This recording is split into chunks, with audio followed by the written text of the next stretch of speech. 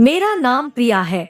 मेरी शादी 3 महीने पहले ही हुई थी। मेरे पापा इस दुनिया में नहीं थे। मेरी शादी हो जाने के बाद मेरी मम्मी भी अकेली हो चुकी थी, तो मम्मी कभी कभी मेरे ससुराल चक्कर लगाने आ जाती थी। मेरे मायके से मेरे ससुराल का रास्ता 2 घंटे का था।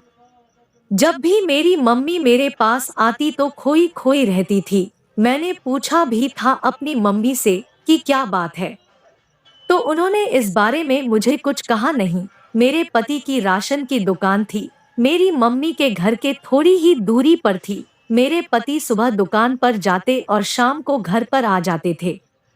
एक दिन शाम का समय हो चुका था और जोरों की बारिश होने लगी, तो मैंने अपने पति को फोन किया, लेकिन उनका फोन लग नहीं रहा था। मैंने उनका इंतजार रात के 12 बजे तक किया, लेकिन वो अभी तक आए नहीं। फिर मेरी तो आंख लग गई थी। थोड़ी देर में मेरे फोन की घंटी बजी तो मैंने देखा तो मेरे पति का फोन था। उन्होंने कहा, मैं तुम्हारी मम्मी के घर पर चला गया हूँ और बारिश बहुत है, तो मैं आज नहीं आ पाऊंगा। मैंने अपने पति को कहा, ठीक है, कोई बात नहीं, इतना कहकर फोन रख दिया। फिर अगले दिन बारिश जब बंद हुई तो मेरे पति घर पर आ चुके थे। उनके साथ मेरी मम्मी भी आई थी। मेरी मम्मी कुछ बदली बदली सी लग रही थी। पहले कभी ऐसा मैंने अपनी मम्मी को देखा नहीं था। अब वो मेरे पति के आसपास ही रहती थी और उनके साथ बातें भी करती थी। और कहीं जाना होता तो भी मेरे पति के साथ में जाती। और अब मेरी मम्मी का रोज मेरे पति के साथ घूमना, हंसी मजाक करना बढ़ गया था। मैं शक की औरत तो बिल्कुल भी नहीं थी। मुझे अपने पति पर यकीन था। मम्मी पर भी शक नहीं करना चाहती थी। लेकिन हालात मुझे इस मोड़ पर ले आए थे कि मैं ये सोचने पर मजबूर हो गई थी। और फिर मेरे अंदर ये शक बैठ गया और मेरा दिल बेचैन सा रहने लगा था। मैं अपनी इस हाल से बहुत परेशान थी, लेकिन मेरी मजबूरी ये थी कि मैं अपनी इस हालत को किसी से बता नहीं सकती थी। मेरे ससुराल वाले भी मम्मी की हरकतें देख रहे थे और कई बार तो मेरी सास ने मुझसे कहा कि अपनी माँ को थोड़ा समझा दो, ये लक्षण ठीक नहीं है। तुम्हारी मम्मी के सास की बातों की वजह से और कुछ मम्मी की हरकतों की वजह से मैं अब परेशान हो चुकी थी और दिन ब दिन चिड़चिड़ी सी हो रही थी। मैं अपने पति से कई बार झगड़ा भी कर चुकी थी और कुछ दिन बाद मैं जब भी सुबह सोकर उठती, मेरा सर भारी भारी रहता और सर दर्द होने लगता। मैं हैरान थी कि ऐसा क्यों होने लगा था।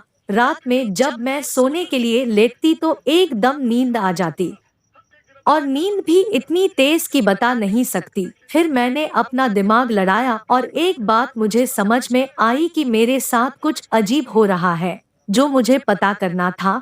अगले दिन मैं सोकर उठी तो रोज की तरह मेरा सर भारी और दर्द कर रहा था। तभी मेरी नजर टेबल पर पड़ी, उस पर एक दवाई की शीशी थी। मैंने उसे पास से जाकर देखा तो ये नींद की दवाइयाँ थी। तभी मुझे सब समझ में आ गया था और अब मैं होशियार हो गई थी, ताकि रात के वक्त मैं पता लगा सकूं कि कौन मेरे साथ ऐसा करता है। और फिर कई बार रात के वक्त पति को उठते और जाते हुए देखा। मेरा शक अब यकीन में बदल रहा था कि मेरा पति पानी में नींद की गोलियां मिलाकर क्यों मुझे दे देता है। फिर से एक दिन मेरे पति मुझे वह पानी का गिलास देने आया, तो मैंने उसे टेबल पर ही रख दिया। मैंने उसे पिया नहीं। मेरे पति कमरे के बाहर चले गए। बाद में मैंने उस गिलास का पानी खाली करके फिर से वहीं पर रख दिया। मैं देखना चाहती थी कि क्या करते हैं। मैं एक्टिंग करके सो गई थी। मेरे पति रात के करीब 12 बजे जाग गए और वह कमरे से बाहर जाने लगे तो मैं भी उनके पीछे पीछे जाने लगी। वह बाहर जाकर किसी से बात करने लगे थे। वह आवाज मेरी मम्मी की थी।